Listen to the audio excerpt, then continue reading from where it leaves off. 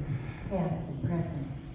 And now, the Walt Disney World Resort is proud to present the Hall of Presidents.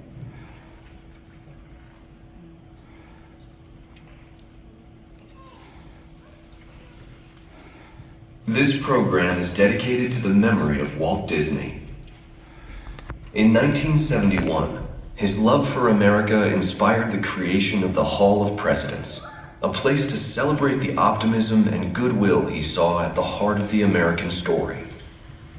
Walt's vision was to honor the nation by honoring the American presidency.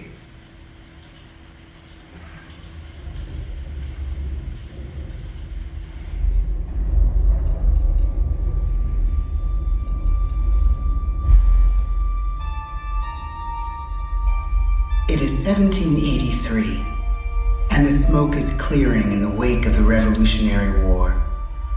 Over the course of 8 grinding years, General George Washington has led a force of shopkeepers, farmers, and Native American allies to victory over the greatest military power in the world. A new nation has been born, independent and free. The founders must form a national government. In 1787, through months of passionate debate, they create a written constitution. For the country's highest office, they imagine something new in the history of the world. A leader not born to power like a king or queen. A leader who has not seized power through conquest. A leader not separate from the people, but elected by the people. From among the people. We, the people. This is a new idea, an American idea. The idea of a president.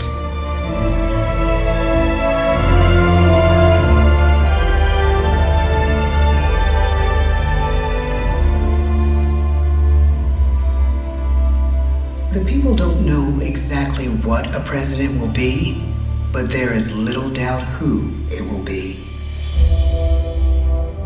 George Washington's stature and bearing have marked him as a leader.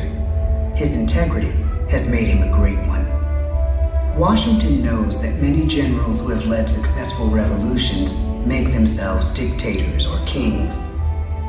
Instead, he steps down from power and retires to his home, Mount Vernon. The world takes note, and George Washington becomes the symbol of American ideals. In the first presidential election, it's Washington by a landslide. The only doubt seems to be his own. He writes, "Integrity and firmness is all I can promise. Integrity and firmness is exactly what we need." Everything he does as president will set a model for his successors. His final act may be the most important of all. After 2 terms, with no term limit in the Constitution and amid overwhelming support to stay in office, he steps down once again and hands power back to the people. He wants us to speak, to elect a new president. During the early years of the Republic, we choose leaders as different as Thomas Jefferson, John Adams, and Andrew Jackson. Elections are often bitter. Each president stands at that fiery intersection where personal character meets the challenges of the times. Some call the presidency a glorious burden. Jefferson calls it a splendid misery. We, the people, must choose well. We elect 15 presidents before the course of history brings us to the edge of a crisis like no other. A nation born of freedom still permits slavery. As the country pushes west, will new states be slave or free? The question produces bitter conflict. The issue rocks the election of 1860 and brings Abraham Lincoln onto the national stage. The tall, lanky, some say uncouth candidate from Illinois is a master of words at a time when speeches are printed in full for people to read. A house divided against itself cannot stand, he has said. With Lincoln's election, the House does indeed divide. Civil War. 11 states secede from the Union. The war becomes a defining passage in the American story. The president's own inner strength and depth of character changed the course of history. Lincoln had come up the hard way, on the American frontier, desperately poor, with less than a year of formal schooling. His early years were scarred by tragedy, the death of his mother, his sister, his first love. He struggles with depression, but never loses his determination to rise above it. He once said he's driven by a desire to leave the world a little better place for having lived in it. The war rages. Lincoln fights to preserve the Union and end slavery. Neither is a sure thing. At Gettysburg, Pennsylvania, 6 months after one of the bloodiest battles of the war, the president dedicates a cemetery to the thousands of soldiers who died there, in words we can never forget.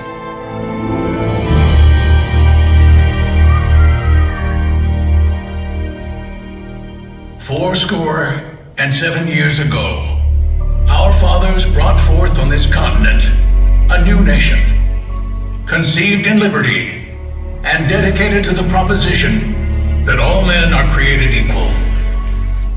Now we are engaged in a great civil war, testing whether that nation or any nation so conceived and so dedicated can long endure.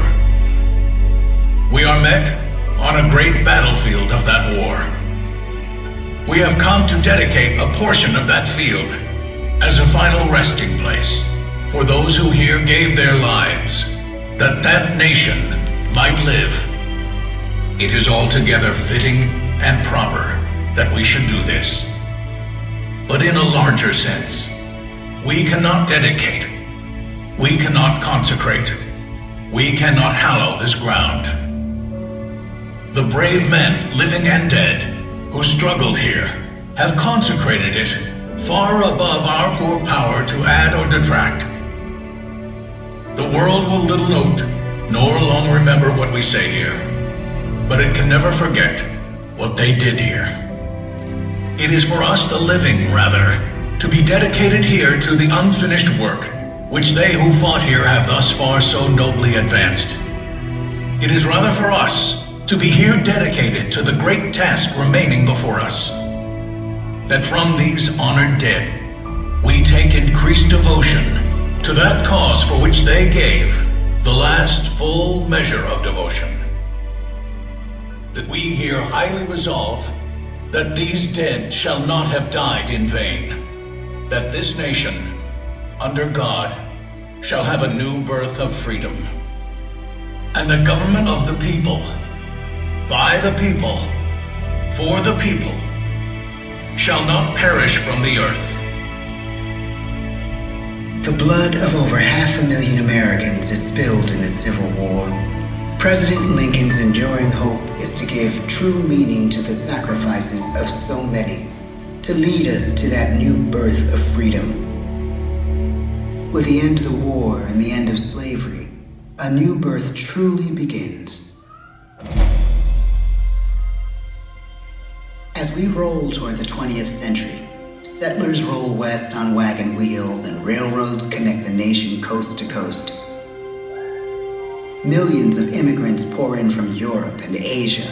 Population doubles. Our economy triples. Our standing among nations rises. We need presidents who can lead both at home and abroad. At the same time, a young Theodore Roosevelt is retreating from New York politics and personal tragedy. The death of his wife and his mother on the same day in the same house. In the Badlands of North Dakota, he rethinks his life and the life of his country. He returns stronger in body and spirit. His renewed energy is just what his country needs.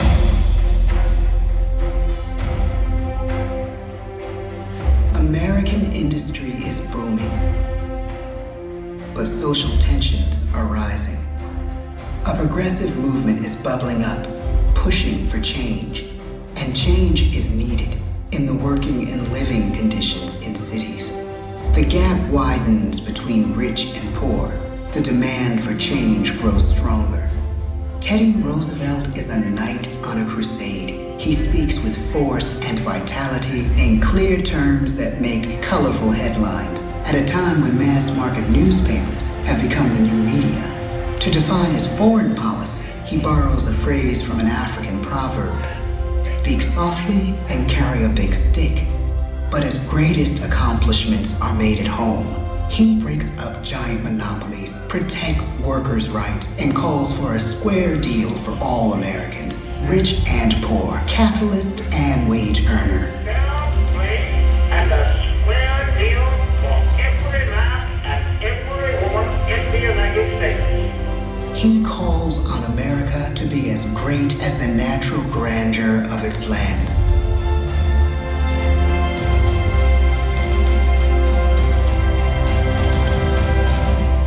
Keep your eyes on the stars and your feet on the ground, he tells us. And we do.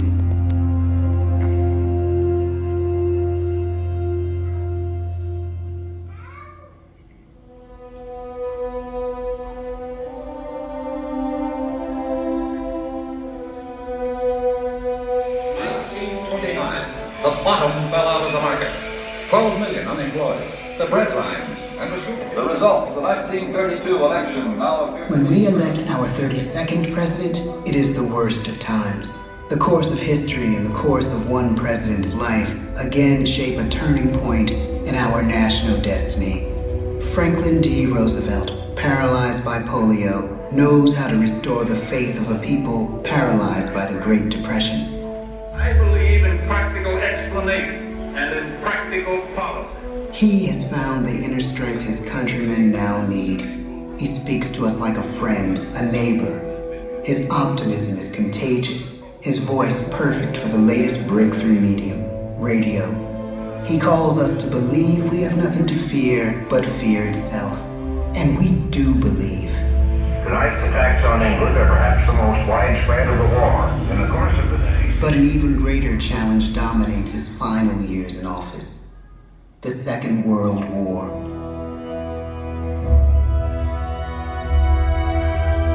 We must be the great arsenal of democracy. This is an emergency as serious as war itself. We stun the world with our production. When bombs fall on U.S. troops in Pearl Harbor, he calls us to fight on the war front and sacrifice on the home front.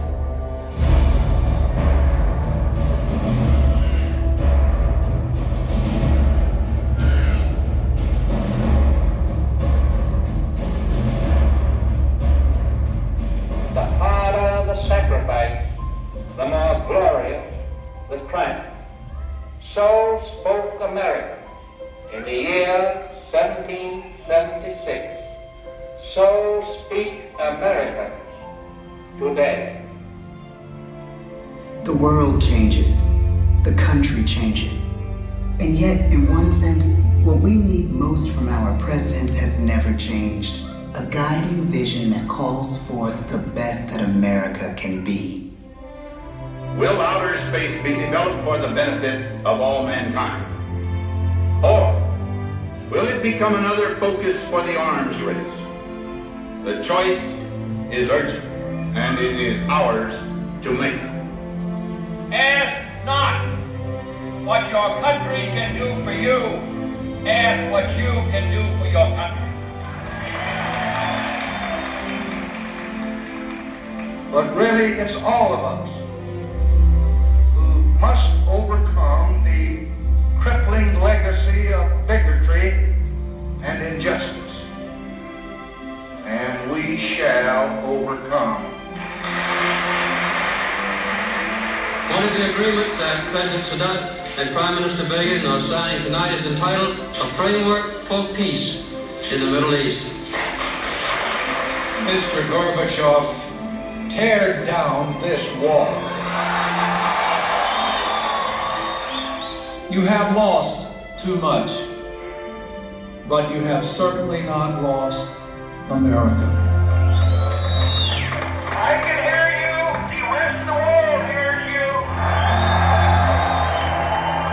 Loving this country requires the willingness to speak out for what is right, to shake up the status quo. That's America. Our presidency is no longer just an idea. It is an idea with a proud history. Ladies and gentlemen, the presidents of the United States of America.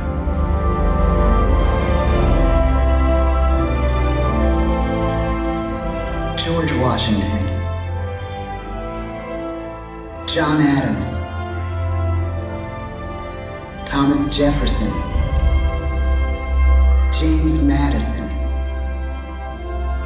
James Monroe,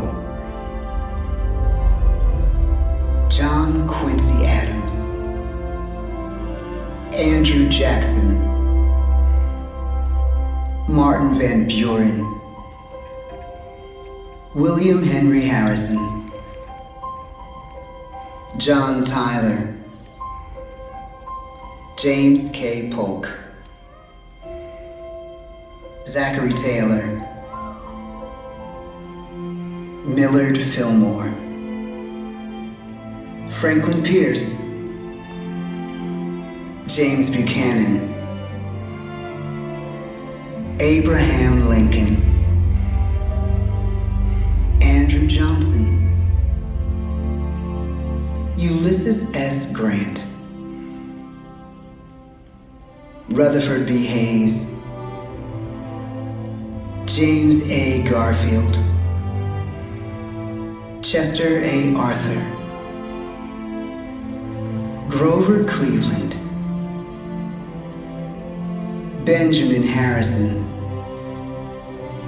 William McKinley, Theodore Roosevelt, William Howard Taft, Woodrow Wilson, Warren G. Harding, Calvin Coolidge, Herbert Hoover, Franklin D. Roosevelt, Harry S. Truman,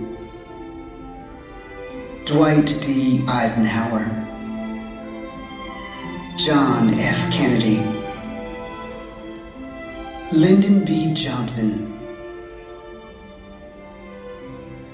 Richard M. Nixon,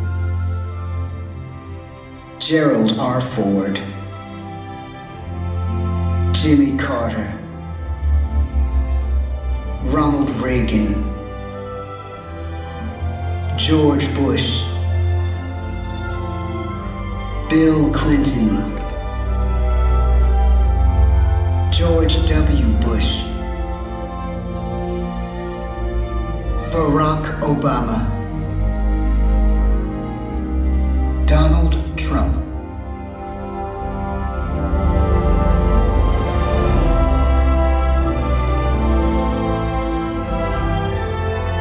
And now we come to the present. Once again, we place our trust in the idea of a president, as we have from the beginning. My fellow citizens, no event could have filled me with greater anxieties than that notification on the 14th day of April, 1789, that you had selected me to lead our nation.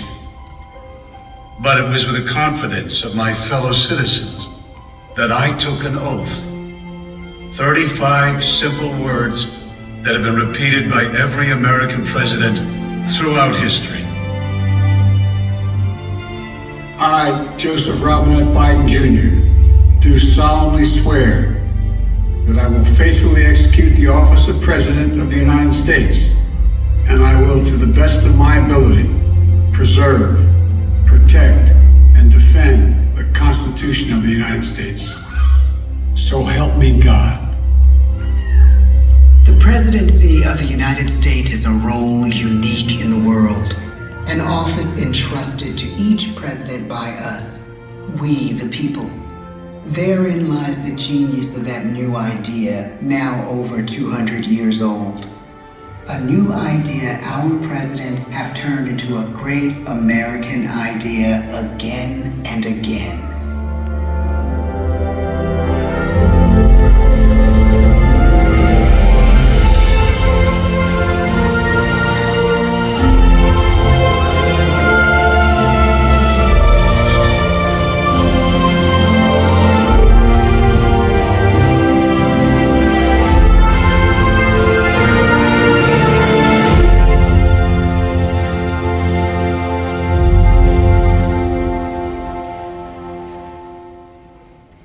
Thank you, everyone. That concludes our show.